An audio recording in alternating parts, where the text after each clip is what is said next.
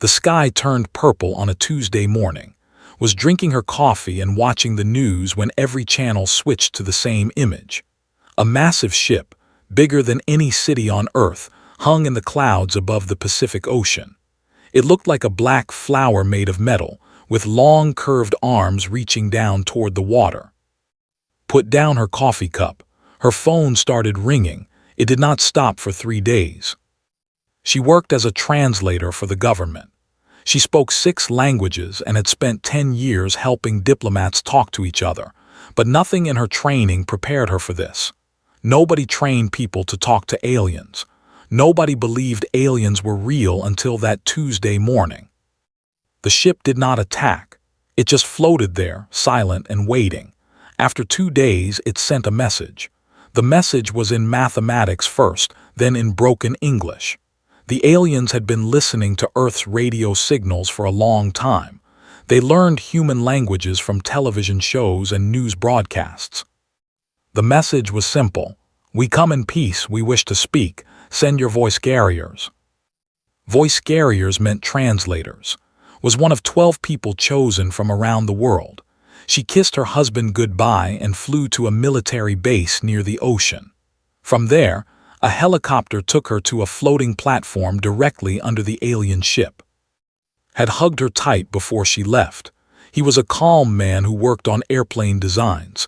He never panicked about anything. But that morning, his hands were shaking. "Come back safe," he said, "and try not to start a war." "I will try my best," replied. She was joking, but her voice was not steady.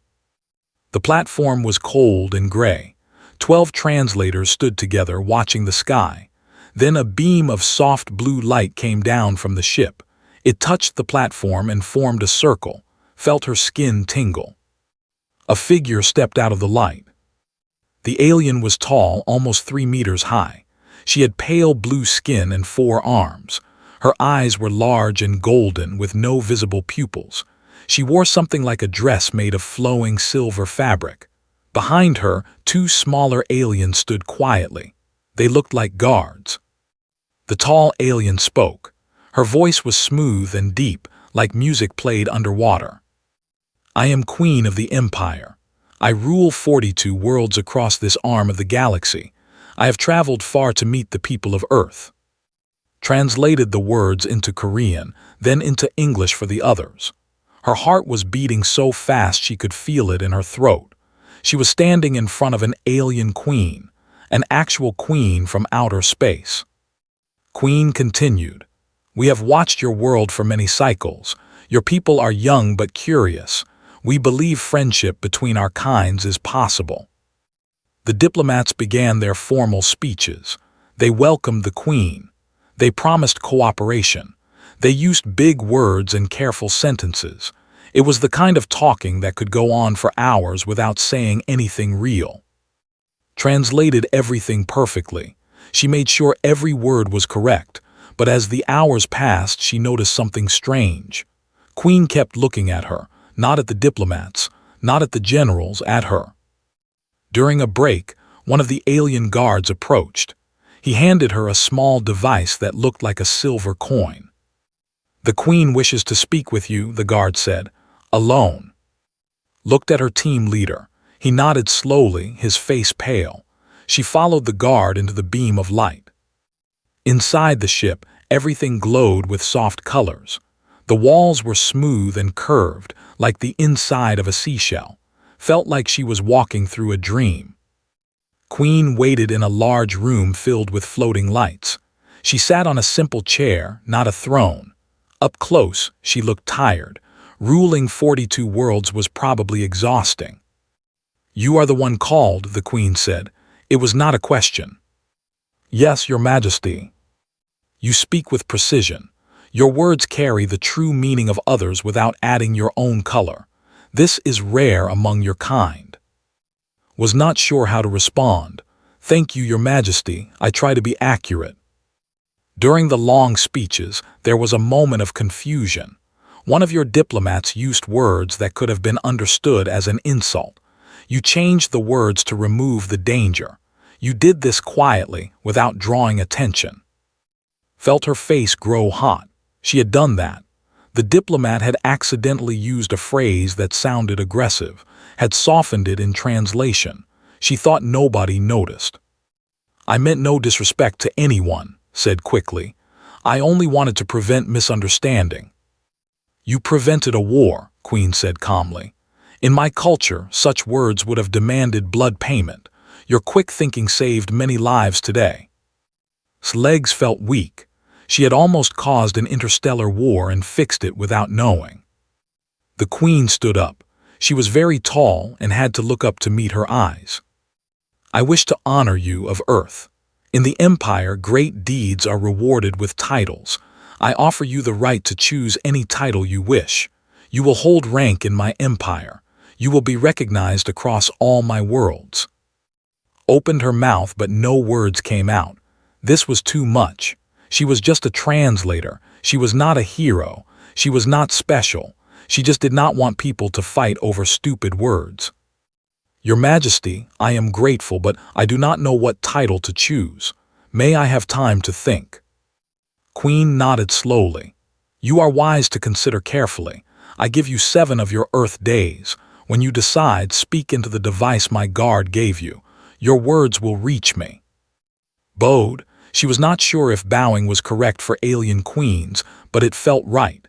Queen made a gesture that might have been a smile. "Go now of Earth. Think well. Choose a title that reflects your true self." The blue light carried back to the platform. The other translators surrounded her with questions. The generals demanded reports. The diplomats wanted details. But all could think about was one question: what kind of title should she choose? She had no idea that her husband would answer that question for her, and she had no idea that his answer would change the entire galaxy. Came home late that night. Was waiting for her on the couch with cold pizza and warm beer. He had watched everything on television. The whole world had watched, but the cameras were not allowed inside the alien ship, so he did not know about the private meeting. Sat down next to him and told him everything. She told him about Queen's golden eyes. She told him about the glowing walls and the floating lights. She told him about the title offer. Listened quietly. When she finished, he picked up a slice of pizza and took a big bite. "So let me understand this correctly," he said with his mouth full. "An alien queen from outer space wants to give you a fancy title, and you have 1 week to decide." "Yes. And this title will make you important across 42 planets." "Yes." Chewed slowly. Then he smiled. It was the kind of smile that usually meant trouble. "You should ask to be called Supreme Overlord of Snacks," he said. Stared at him. "What?" "Think about it. You love snacks. You always steal my chips. It is perfect." Laughed. She had not laughed in 3 days. It felt good. "That is ridiculous." "Fine, fine. How about Grand Admiral of Couch Cushions? You are very good at arranging them." "Be serious." "I am completely serious." "Oh wait, I have a better one. Eternal Guardian of the TV remote, because you never let me change the channel." Threw a pillow at him. He caught it and put it behind his head. "You are no help at all," she said, but she was smiling. Grinned. "I am very helpful. I am giving you excellent options. Write them down so you do not forget." Picked up her tablet to check her work messages. Without thinking, she opened a note-taking app and typed the silly titles while kept talking. Commander of Midnight Snacking, Duchess of Blanket Stealing, High Priestess of Sleeping Late on Sundays. Typed them all, giggling. It was just a joke, a silly game between husband and wife after a stressful day. She did not notice that the silver coin device was sitting right next to her tablet. She did not notice that it was glowing softly. The device had connected to her tablet automatically. It was designed to detect and transmit any message created by the person holding it. The aliens believed that all recorded words were official communications.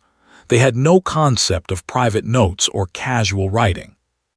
Every title typed went directly to Queen's ship. And stayed up late that night, eating pizza and making jokes. They fell asleep on the couch together, the tablet lying forgotten on the coffee table. In the morning, woke up to her phone ringing.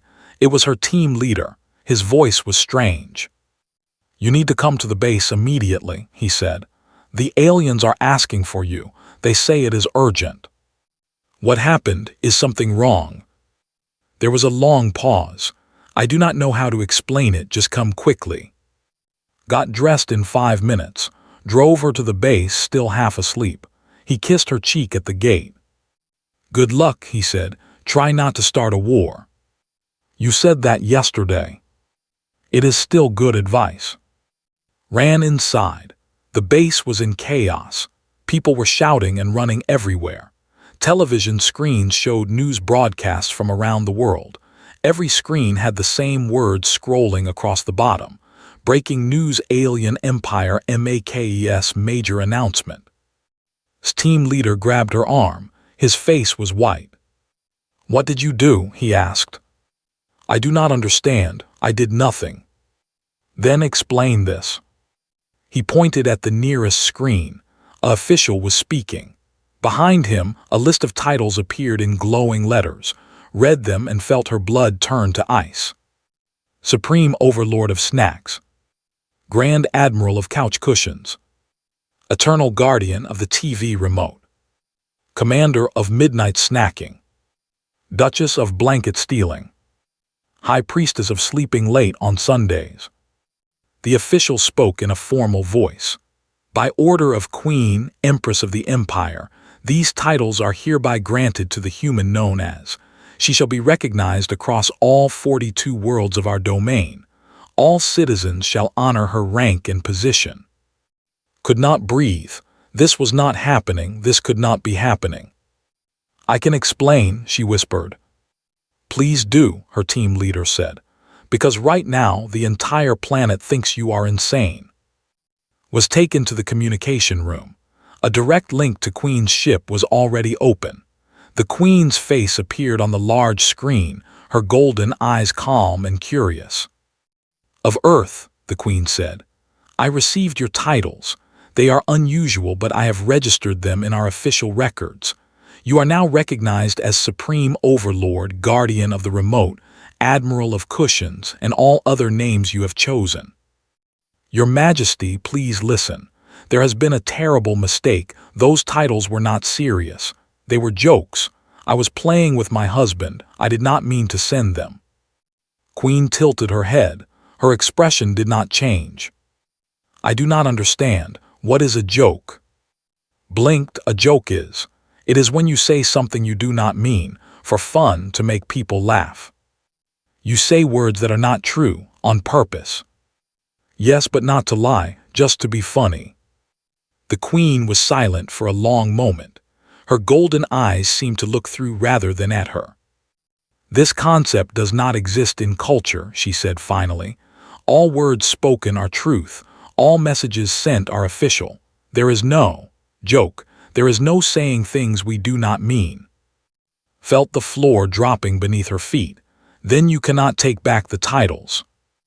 The announcement has been made across 37 star systems.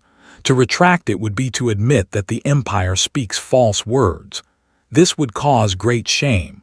Wars have started over smaller insults." Put her hand over her mouth. She felt sick.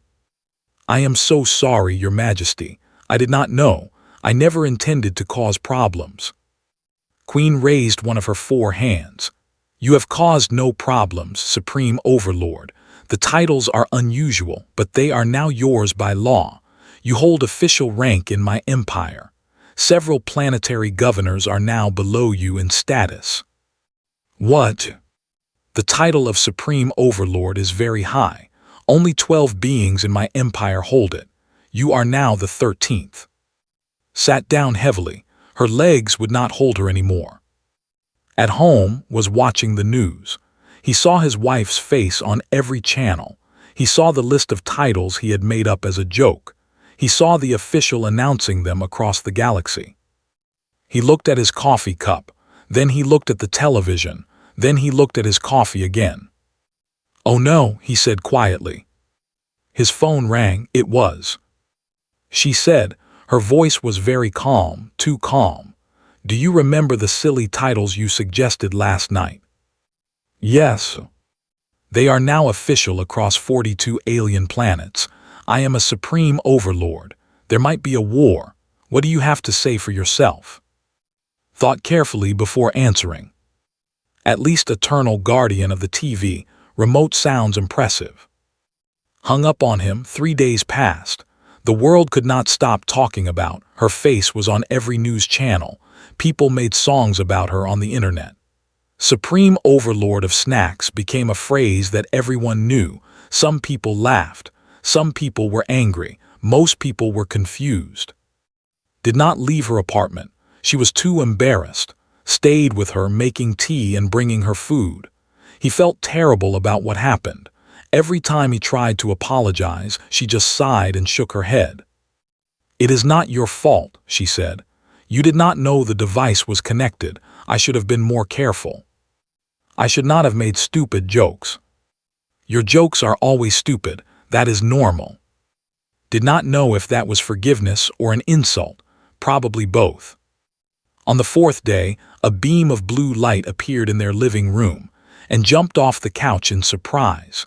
The light formed a circle and a guard stepped through. "Supreme Overlord," the guard said formally. "Queen requests your presence aboard the Imperial vessel. A shuttle will arrive for you in 1 hour." Wait said, "I need to." But the guard was already gone. The blue light faded like morning mist. Looked at. "I guess we should pack," he said. You are coming too." "You think I am going to let you face an alien queen alone? Besides, this is partly my fault. Maybe I can help explain." Wanted to argue, but she was grateful. She did not want to do this alone. 1 hour later, a small silver ship landed on the roof of their building. Neighbors watched from their windows. News helicopters circled overhead and walked up the stairs and stepped inside the alien craft. The ship was beautiful inside. Soft seats, gentle lights, and a smell like flowers and rain. A pilot nodded at them politely. "Welcome, Supreme Overlord. Welcome, honored husband. Please sit. The journey will be brief." The ship rose silently and flew toward the giant mothership. Watched the Earth grow smaller beneath them. She held his hand tightly. "Are you scared?" he asked. "Terrified." "Me too, but at least we are terrified together." The mothership swallowed their little shuttle like a whale swallowing a fish. They landed in a huge hangar filled with hundreds of other ships. Workers moved everywhere, carrying boxes and equipment. Some of them stopped to stare at. She heard whispers in the alien language. A group of guards led them through the glowing corridors. They passed windows that showed the stars. They passed rooms filled with strange machines. Finally, they reached a large door made of polished black stone. "The Queen awaits," a guard announced. The doors opened. Queen sat on her simple chair in the center of a vast hall. Floating lights surrounded her like tiny moons. She looked the same as before, tall and blue and calm. But today something was different. She looked curious, almost excited. "Supreme Overlord," she said, "I am pleased you came, and this must be your husband, the one who created your titles." Bowed awkwardly. "Your Majesty, I am very sorry for any trouble I caused." "Trouble?" The Queen tilted her head. "You have caused no trouble. You have caused great interest. Please sit. We have much to discuss." Servants brought chairs for them. The chairs adjusted automatically to human bodies. Sat down, still nervous. "Your Majesty," she said carefully, "I need you to understand. The titles were not meant to be real. In human culture, we sometimes say things for amusement. We call this joking. It is a form of play with words." Queen leaned forward. Her golden eyes were bright. "Explain more. I wish to understand this joking." Tried to find the right words. When humans joke, we say things that are not true, but in a way that both people know it is not true. It makes us laugh. It helps us feel happy and close to each other. But why would saying untrue things create happiness? Spoke up. Because life is often serious and hard. Sometimes we need to be silly. It helps us relax. It reminds us that not everything has to be important all the time. The Queen was silent for a long moment, her 4 hands folded together in her lap. "This is very strange to me," she said finally. "In culture, words are sacred. Every word spoken carries weight. We do not have silliness. We do not have play with words. When someone speaks, they mean exactly what they say." Always asked. Always, for 10,000 years, our people have lived this way. Truth in all things, clarity in all words. It has made us strong. It has built our empire. Nodded slowly. She was beginning to understand a culture with no jokes, no sarcasm, no playful lies, every word taken completely seriously. It sounded exhausting. "Then I understand why you cannot take back my titles," she said. "If you did, it would mean the empire spoke false words." "Exactly, and that would be a great shame. Many would question the Queen's honesty, some might even rebel." Queen stood up and walked toward a large window. Stars sparkled in the darkness beyond. "But there is another issue," she continued. "Your titles are now part of official records. By law, you hold real power. Supreme Overlord is a rank that commands respect. Several planetary governors must now obey your orders. 3 trade ministers answer to your authority." His mouth fell open. "But I do not want to command anyone. I am just a translator." "What you want does not change the law. The titles are real. The power is real." The Queen turned back to face them. "And so I have a proposal for you." Raised his hand like a student in class. "Can I ask a question first?" The Queen nodded. "If has all this power, what exactly is a Supreme Overlord supposed to do?" "Solve problems, settle disputes, make decisions that affect millions of lives." Looked at, they both looked pale. "That sounds difficult," said weakly. "It is, but you have already proven your wisdom once. When you prevented war on your first day, you showed quick thinking and good judgment. Perhaps human joking is strange, but human wisdom is real." Queen walked closer to them. Her tall shadow fell across their chairs. "Here is my proposal. Come live aboard this ship. Learn our ways. Fulfill your duties as Supreme Overlord. In return, I will teach you about the galaxy. I will protect Earth as a valued friend of the Empire. And perhaps you can teach me about this joking. I wish to understand why humans say things they do not mean." Did not know what to say. Leave Earth. Live on an alien ship. Become a real leader in an alien empire. It was insane. It was impossible. But then she thought about Earth. If she refused, the Queen might be offended.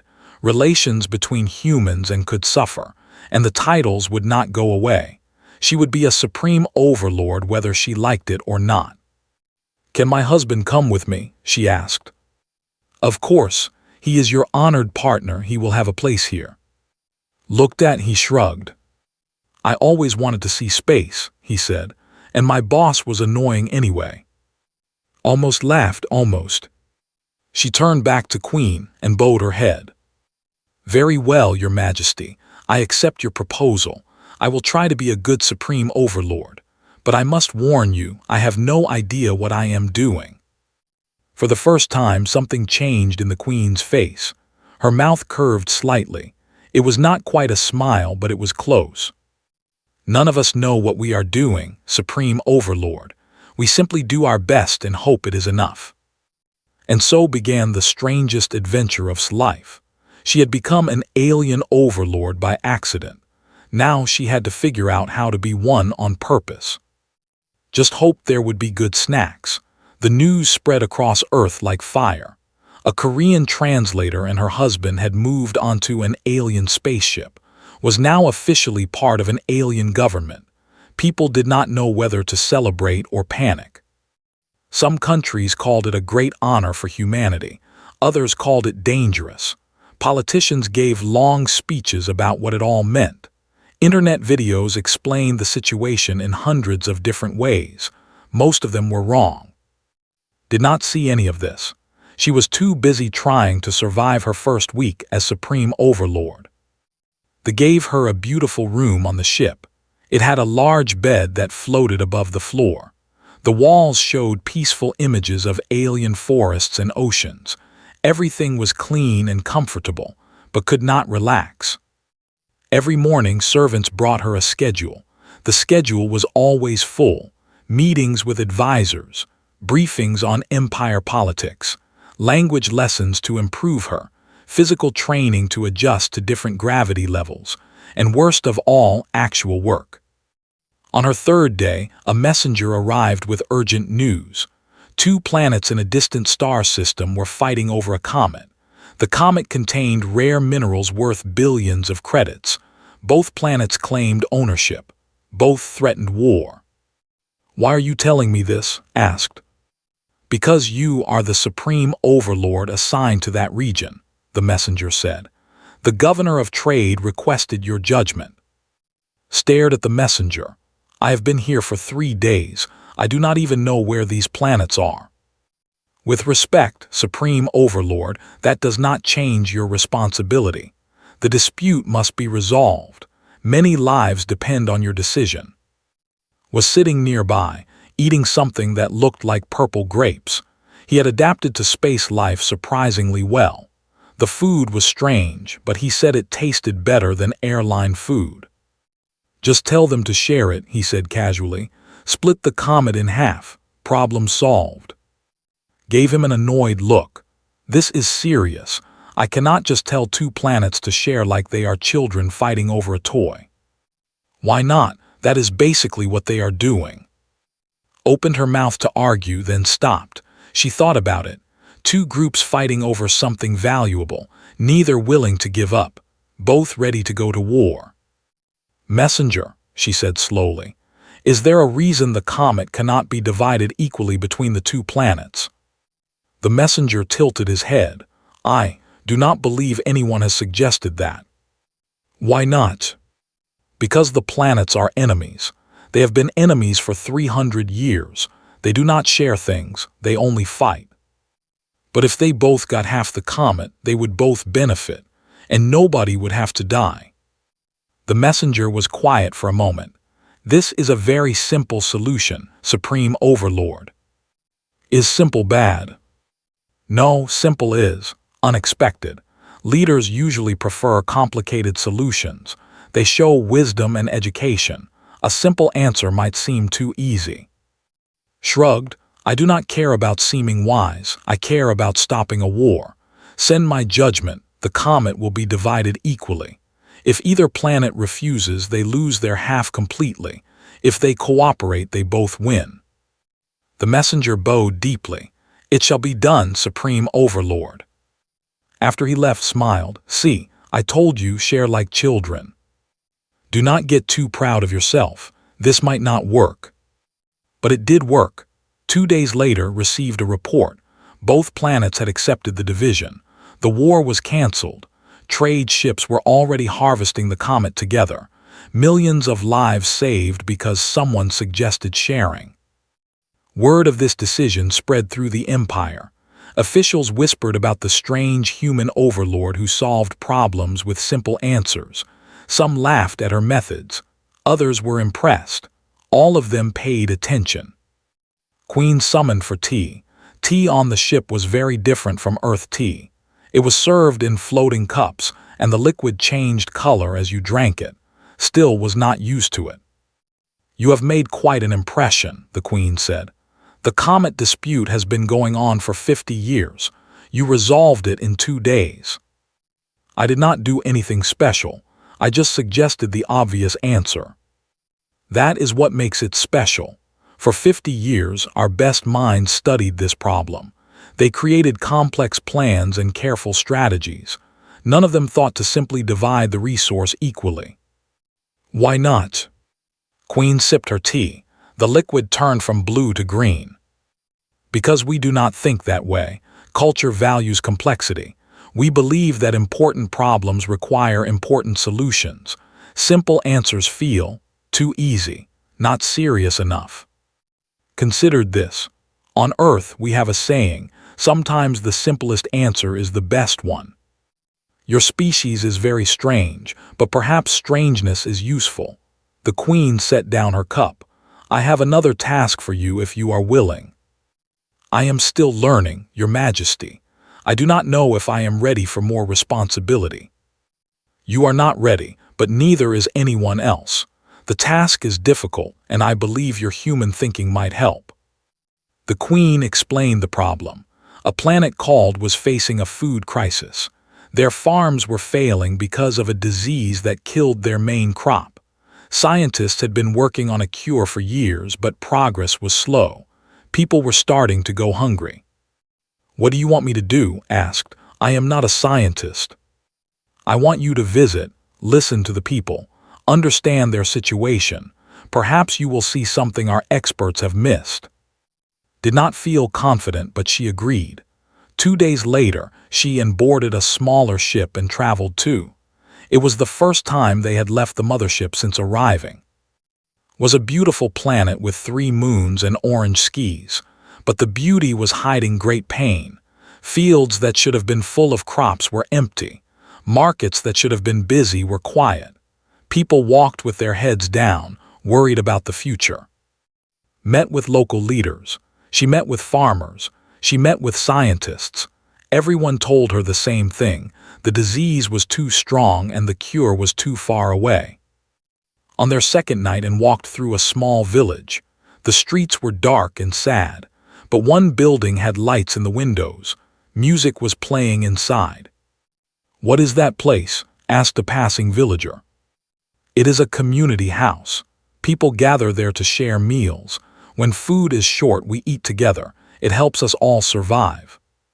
Looked at, an idea was forming in her mind. The next morning, she called a meeting with all the local leaders. She had spent the whole night thinking. I do not have a cure for your disease, she said honestly. I am not smart enough to solve that problem, but I have noticed something. Your planet has many different regions. Each region grows different crops. Only some regions are affected by the disease. The leaders nodded. This was known information. So why are the healthy regions not sharing food with the sick regions?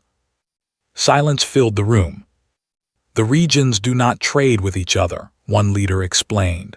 There are old disagreements, political problems. Each region manages itself.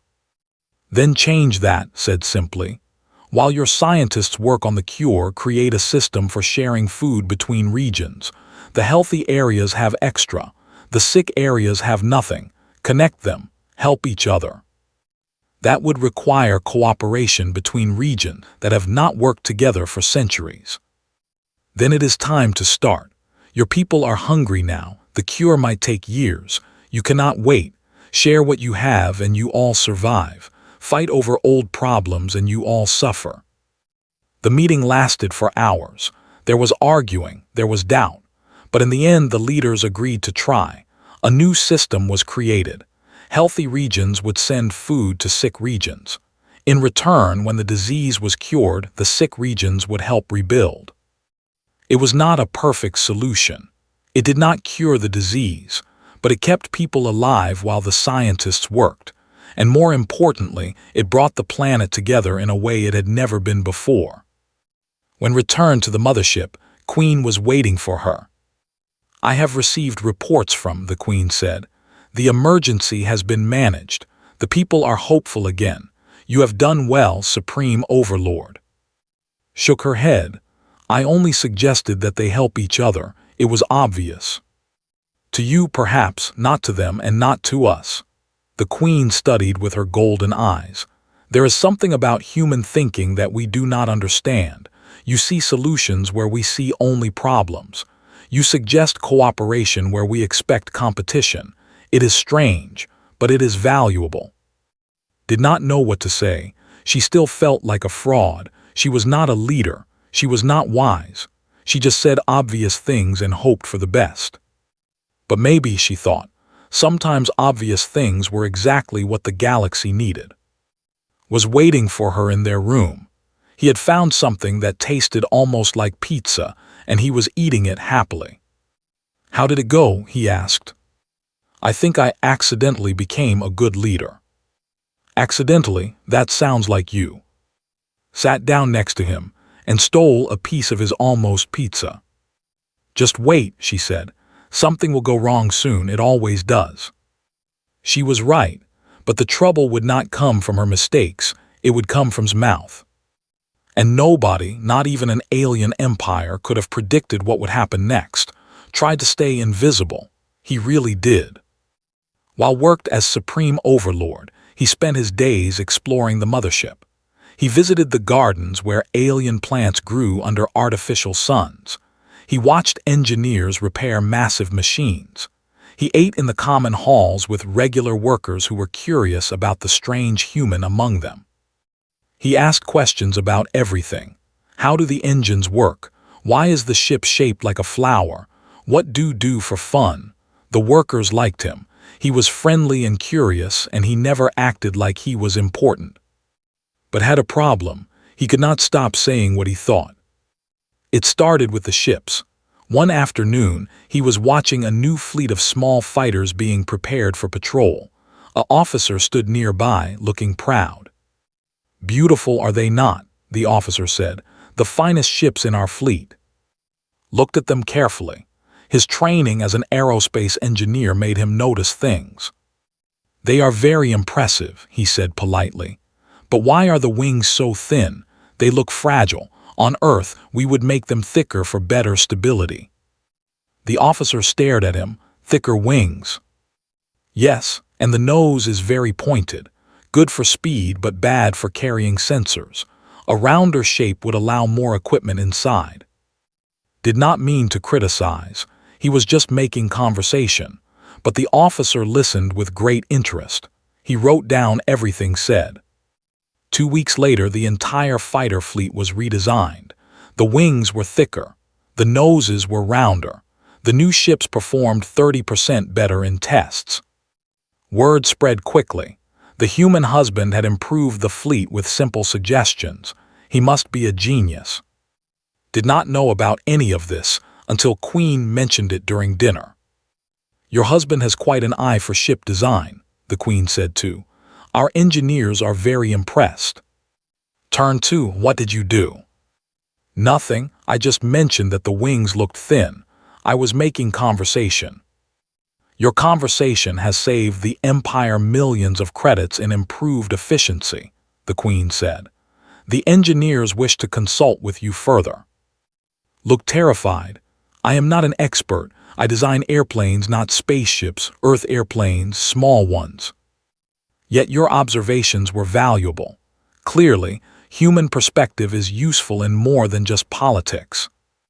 After that, engineers started following around. They showed him designs and asked for his opinions. He tried to be careful with his words, but it was impossible. When he saw something wrong, he said it. It was just how he was. The food was next. Food was nutritious but boring. Everything tasted mild and soft. There were no spices, no strong flavors, nothing that surprised the tongue. Had been eating it for 2 months and he was losing his mind. One day, during a formal lunch with several officials, he could not stop himself. "Is food always this bland?" he asked. The table went silent. Every blue face turned toward him. "I mean no offense," he added quickly. "It is very healthy food, but on Earth we have spices, peppers, garlic, things that make food exciting. Do not use these." An elderly official spoke up. "We tried adding strong flavors long ago. Many citizens found them overwhelming. We standardized our cuisine for maximum comfort and minimum conflict." "But that sounds so sad. Food should be an adventure, not just fuel. Eating should make you happy." The elderly official tilted his head. "Happy, food creates happiness." "Of course. On Earth, sharing a good meal is one of the greatest joys. The flavors, the smells, the experience of eating together, it brings people closer." More silence. The officials looked at each other with confusion. That conversation changed the Empire's food policy. Within 6 months, experimental kitchens were opened on 12 planets. Chefs studied Earth cooking methods. New ingredients were introduced. Citizens lined up to try the new, emotional cuisine. It became the biggest cultural shift in history, and it all started because complained about bland food. Queen found this fascinating. She began inviting to private meetings. She asked him questions about everything. Why did humans wear such colorful clothes?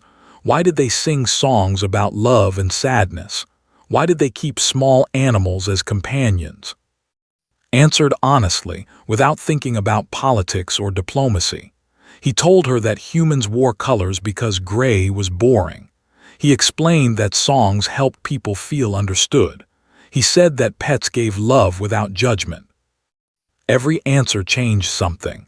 Fashion became more colorful. Music schools opened to teach emotional expression. Some even started keeping small animals. Watched all this with amazement. "How are you doing this?" she asked her husband one night. "You are transforming an alien civilization just by complaining." "I am not complaining, I am just being honest." "That is the same thing coming from you." Laughed, but then he grew serious. "I do not understand it either," he admitted. "These people are so advanced. They have spaceships and technology we cannot even imagine, but they never question anything. They just accept things as they are and never wonder if there is a better way." "Maybe that is why they needed us," said quietly. "Not because we are smarter, but because we always ask questions. We always wonder if things could be different." "That is very deep, Supreme Overlord." "Do not call me that." Queen made her decision on the anniversary of first contact. She summoned, and to her throne room for a formal ceremony. "In the past year, you have both changed the Empire in ways I never expected," the Queen announced. "Supreme Overlord has shown us that simple solutions can solve complex problems, and her husband has taught us to question things we never questioned before." She turned to, "Because of this, I wish to grant you an official title as well. You will be known as the voice of honest truths. You will serve as an advisor to the throne, providing your unique human perspective on all matters." His face went pale. "Your Majesty, that is very kind, but I do not want to be an advisor. I am just an engineer. I complain about things, that is all." "Your complaints have improved our ships, our food, our culture, and our understanding of happiness. These are not small things. Will you accept this honor?" Looked at, she was trying not to laugh. "You got me into this mess," he said to her. "Now we are both stuck. Welcome to my world." Sighed deeply, then he turned back to the Queen and bowed. "I accept, Your Majesty, but I warn you, I will probably say many more stupid things." "I am counting on it," the Queen replied, and for just a moment her mouth curved in that almost smile again. The ceremony ended, and walked back to their quarters together. Supreme Overlord and voice of honest truths said, "Our parents would be so confused. My mother would say, 'I finally got a good job.' Then she would ask why I cannot find something closer to home." They laughed together. It felt good to laugh. In a galaxy full of serious aliens and complicated problems, sometimes laughter was the most important thing of all. But their laughter would soon be tested, because somewhere in the darkness of space, another empire was watching. They had seen how two humans changed and they were not happy about it. A challenge was coming, and this time simple solutions might not be enough. The message arrived on a cold morning. Queen's face was serious when she called into her chambers. "We have received a formal challenge," she said, "from the collective." Had learned about during her studies. They were an old civilization, almost as powerful as For thousands of years, the two empires had competed for control of the galaxy. They were not quite enemies, but they were definitely not friends. "What kind of challenge?" asked. "A debate. The claim that the empire has grown weak. They say our alliance with humans proves we have lost our way. They want to humiliate us in front of the entire galaxy." Frowned. "A debate, not a war." They prefer words to weapons. They believe that defeating an enemy's arguments is more impressive than defeating their armies. If they win the debate, other civilizations will see us as weak. Trade agreements will fail. Allies will abandon us. It would be a disaster without firing a single shot. Queen walked to her window. The stars outside seemed dimmer than usual. There is more. They have specifically requested that our human representatives participate in the debate. They wish to prove that humans are foolish creatures who have corrupted wisdom. Stomach twisted, they want me to debate. Yes, they believe defeating a human in public will show the galaxy that Earth has nothing valuable to offer. Stepped forward. Your Majesty, that is not fair, is not a trained debater. She is a translator. You cannot put her against professional speakers. I know, but refusing the challenge would also be seen as weakness. We are trapped. The Queen turned to face them. Her golden eyes were tired. I will not force you to accept, Supreme Overlord. This is your choice, but I must warn you that much depends on your answer. Was silent for a long moment. Fear filled her chest like cold water. She was not smart enough for this. She was not quick enough. She would fail and the entire empire would suffer. But then she thought about Earth, about her family and friends back home. If the lost power, would they still protect humanity? Or would Earth become just another small planet in a dangerous galaxy? I will do it, she said quietly. Grabbed her arm. This is crazy. I know, but I have to try. The next 3 weeks were the hardest of her life. She studied history, culture, and debate tactics. She practiced speaking under pressure. She learned to organize her thoughts quickly and express them clearly. Queen assigned her the best teachers in the empire. They trained her day and night.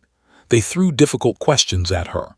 They criticized her every word, cried in her room every night, but every morning she got up and tried again. Helped however he could. He brought her food when she forgot to eat. He made her laugh when she felt hopeless. He reminded her that she was stronger than she believed. You survived first contact without dying, he said. You became a supreme overlord by accident. You saved planets with common sense. A debate is nothing compared to all that. What if I fail? Then you fail, and we figure out what comes next, but you are not going to fail. Do you know why? Why? Because you are stubborn. It is your most annoying quality and also your best one. Laughed weakly. Thanks, I think. The debate was held on a neutral space station between the two empires. Representatives from dozens of civilizations came to watch. Giant screens broadcast the event across the galaxy. Trillions of beings would see every word. The representative was named First Voice. He was tall and thin, with dark purple skin and sharp silver eyes. His reputation was terrifying. He had never lost a debate in 200 years. Stood at her podium trying not to shake. She wore formal robes that felt heavy on her shoulders. Behind her, Queen and watched from the audience. Their faces were encouraging, but she could see their worry. The debate began. First Voice spoke first. His voice was smooth and confident. We are gathered here to discuss a simple truth. The Empire, once the mightiest civilization in this arm of the galaxy, has fallen under the influence of primitive beings. Humans, creatures who have barely left their own planet, creatures who resolve disputes by suggesting they share like children. Light laughter came from some audience members. The claim that humans offer valuable perspective. But what perspective can come from such a young and simple species? Their world is full of war and conflict. They destroy their own environment. They cannot even agree among themselves on basic truths, and yet they give them power and titles. He turned to face directly. Supreme Overlord, your titles were given as a joke. You admitted this yourself. How can anyone take seriously a leader whose very position began as a mistake? Felt her face burn. He was right. Everything he said was technically true. How could she argue against facts? She thought about all her training. She thought about logical arguments and careful responses, but nothing felt right. Everything felt weak. And then something broke inside her.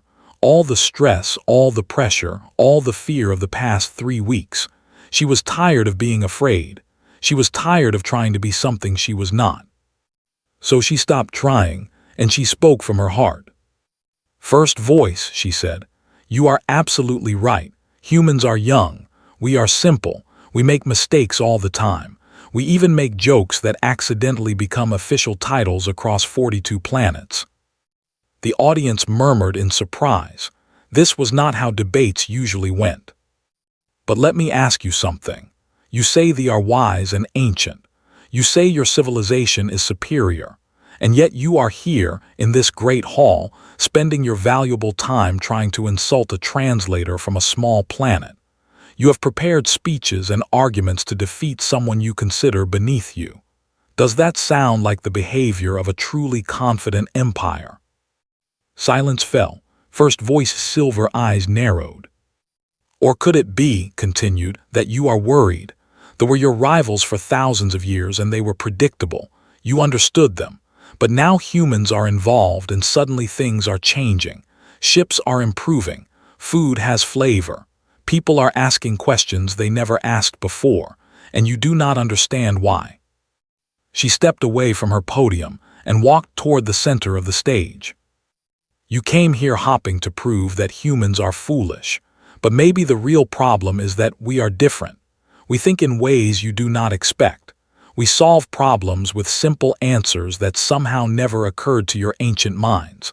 We suggest sharing and peace happens. We complain about bland food and cultures transform." First Voice interrupted. "These are small things, children's achievements. Any advanced civilization could do the same." Smiled, it was not a friendly smile.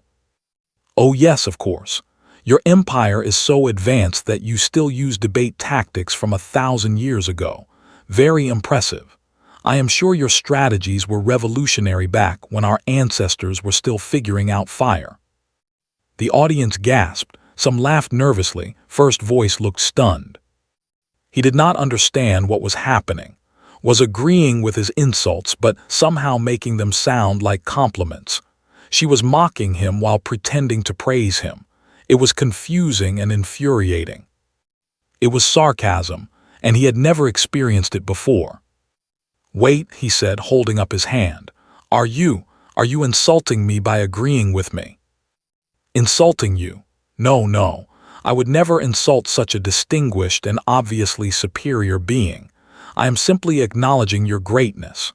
Please, continue explaining how your ancient wisdom makes you better than everyone else. I am sure the audience is deeply impressed." First Voice opened his mouth, but no words came out. He had no response. Everything said sounded positive but felt wrong. His mind could not process it. They were completely literal. They had no concept of sarcasm.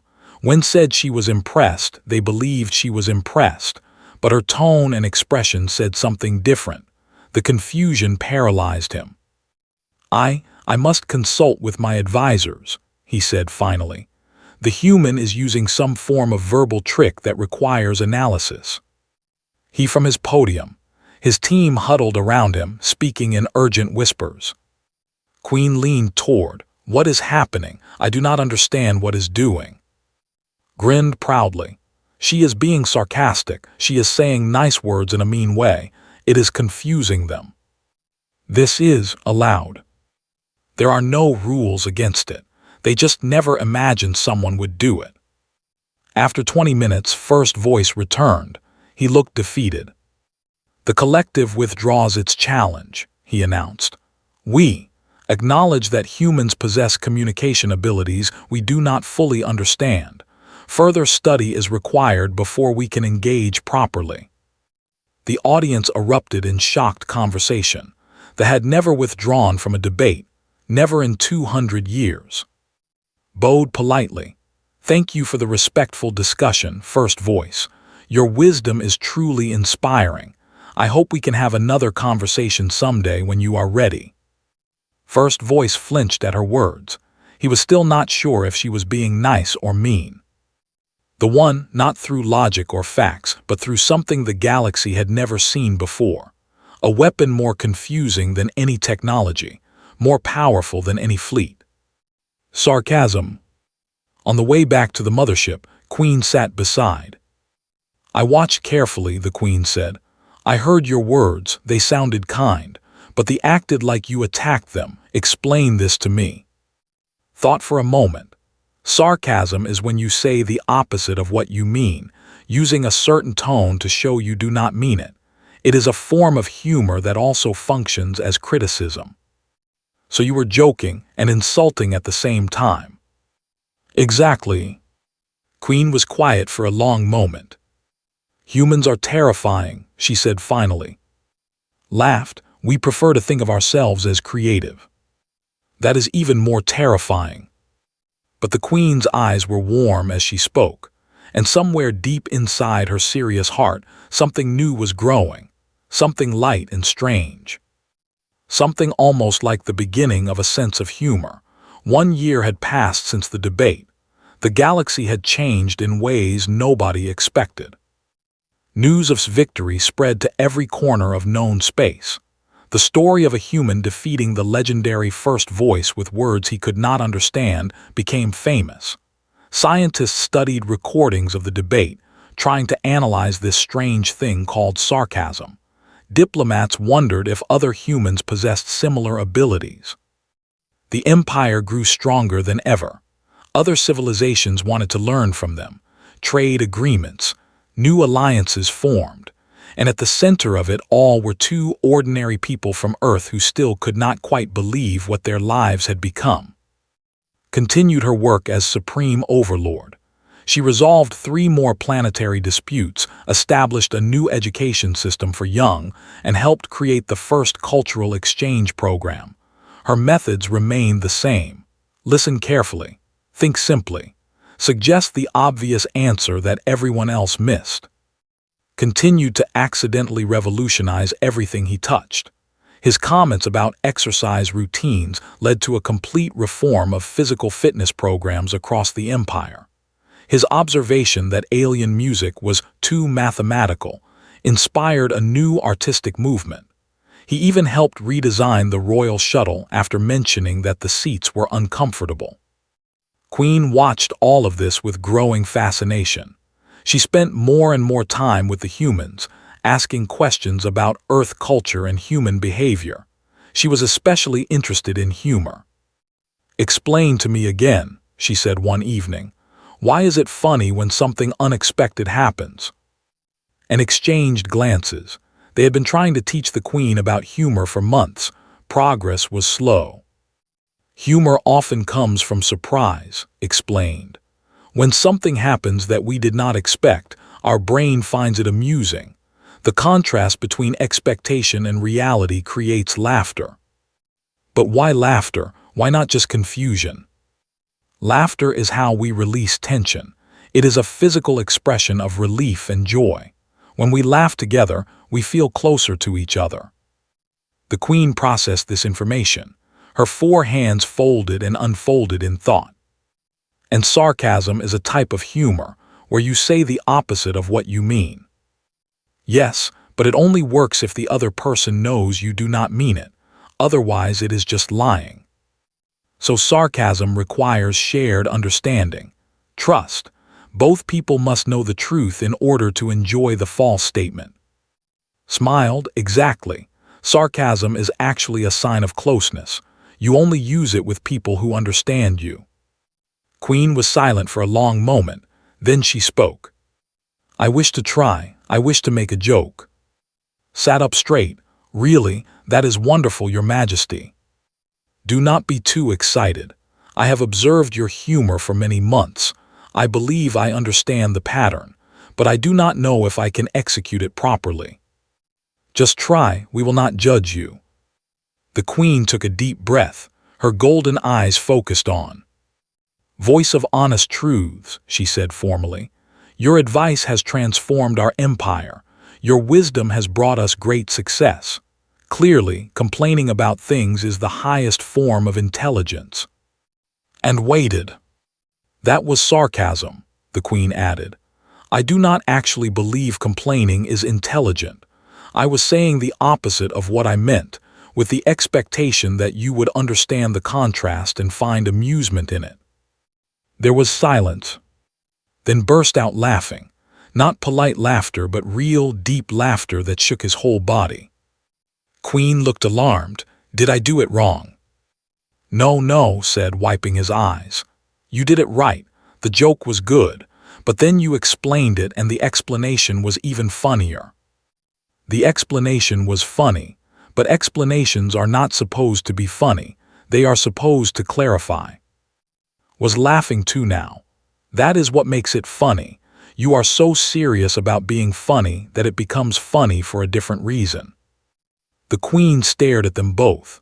She did not understand why her explanation had improved the joke, but she saw their laughter, saw the joy on their faces, and something happened inside her. Her mouth curved, her shoulders relaxed, and for the first time in her life, Queen of the Empire made a sound she had never made before. She laughed. It was an awkward sound, rough and unpracticed, but it was real, and once it started, she could not stop. The tension of 10,000 years of serious rule cracked like ice in spring. She laughed until her eyes watered. She laughed until her forearms ached from holding her stomach. She laughed until she was gasping for breath. When she finally stopped, she looked at him with wonder. That was extraordinary, she said. I feel lighter, as if some weight has been removed from my heart. That is what laughter does, said gently. It reminds us that life does not always have to be serious, that sometimes it is okay to be silly. I have ruled 42 worlds for 300 years. I have made decisions that affected billions of lives, and in all that time, I never felt what I feel now. The Queen shook her head slowly. How did your species develop this ability? How did evolution create creatures who find joy in unexpected words? Shrugged, nobody knows. Maybe the universe got bored with serious beings and decided to make something more interesting. That sounds like a joke. Maybe it is, or maybe it is the truth, hard to tell sometimes. Queen smiled. It was a real smile this time, not just a mouth curve. Her whole face changed. I have made a decision, she announced. I will teach others about humor. We will not lose our wisdom or our seriousness, but we will add laughter to our culture. We will learn to play with words. We will discover joy in unexpected places. That will change everything, said. Your entire society will transform. Good change is not something to fear. You have taught me that. Change is how civilizations grow. The year continued. True to her word, Queen began teaching humor to her people. She started with her closest advisors, then expanded to government officials, then to the general population. It was slow and difficult work. Many did not understand why saying untrue things was valuable. Some thought it was dangerous. But slowly, carefully, laughter began to spread through the empire. And visited Earth several times during that year. They saw their families. They ate real Korean food. They watched television shows that were not about galactic politics. Their families did not fully understand their new lives. How could anyone understand living on an alien spaceship and governing planets? His mother was especially confused. So you are an important advisor now, she asked during one visit, to an alien queen. Yes, mother. And you give them advice about food and chairs. Among other things. His mother clicked her tongue. You were always good at complaining. At least now you get paid for it. I do not actually get paid. It is more of an honor thing. Honor does not buy groceries, son. When are you going to get a real job? Tried to explain that he was one of the most influential humans in galactic history. His mother just shook her head and made him eat more rice. Some things really never changed. On the anniversary of their second year in space, Queen held a ceremony. Representatives from all 42 worlds attended. Humans from Earth were invited for the first time. The occasion was historic. "We gather today to celebrate a new era," the Queen announced. 2 years ago, humans joined the Empire through unexpected circumstances. A joke became a title. A translator became a supreme overlord. An engineer became the voice of honest truths. She paused and looked at An, who stood beside her throne. "In that time, these two humans have transformed our civilization. They have taught us to question old assumptions. They have shown us that simple answers can solve complex problems. And they have given us something we never had before: laughter." The audience applauded. Even the most serious old officials were smiling now. Humor had spread far. "Today, I formally declare Earth a protected ally of the Empire.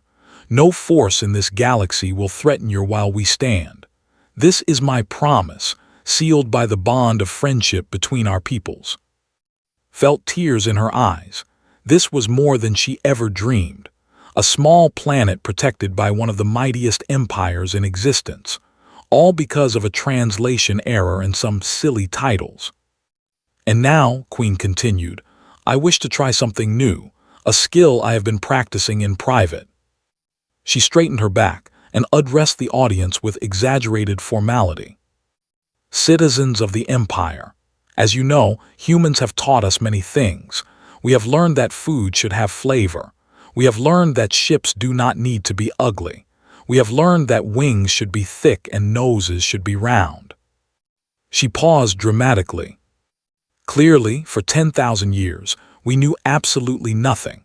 All our achievements were worthless until some random translator and her hungry husband showed up to complain.